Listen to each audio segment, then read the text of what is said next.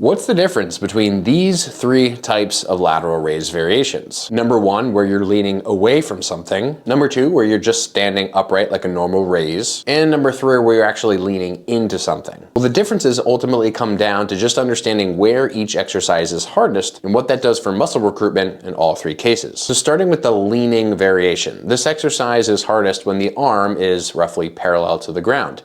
This is because what is called the moment arm is longest in this position, which means there's the highest amount of resistance on the shoulder. So the leaning lateral raise is hardest when your arm is roughly here in this position, in other words, above 90 degrees from the ground, getting closer to the overhead position. Now compare that to the normal dumbbell lateral raise, where the exercise is hardest when the arm is roughly 90 degrees away from the side. Again, this is just because of moment arm distance, where the dumbbell is farthest from the shoulder. Lastly, the leaning in variation is hardest when your arm is again parallel to the floor, but because you're leaning, now your arm is actually loaded most below 90 degrees. The leaning variation is heaviest here, the normal variation is heaviest here, and the leaning in variation is heaviest here. And if we think about muscle recruitment here on a spectrum of most middle delt to most other muscles, the leaning in variation will include probably the most amount of middle delt recruitment. This is because in the bottom half of any raise, the middle delt is proportionately more active to the other muscles that control the shoulder blade,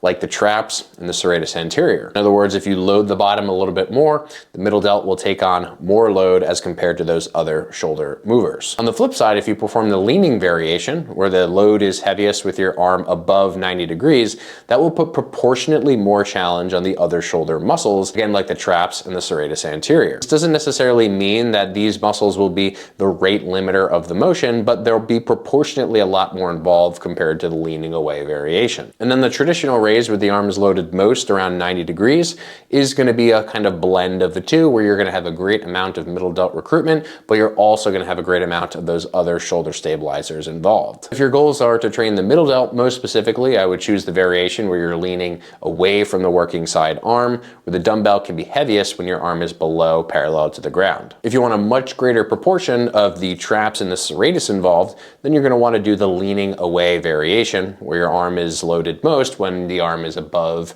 90 degrees from the body. And then if you kind of want to blend those two goals together, pick the normal dumbbell lateral raise, where you get a great amount of involvement of both the middle delts and the other shoulder movers.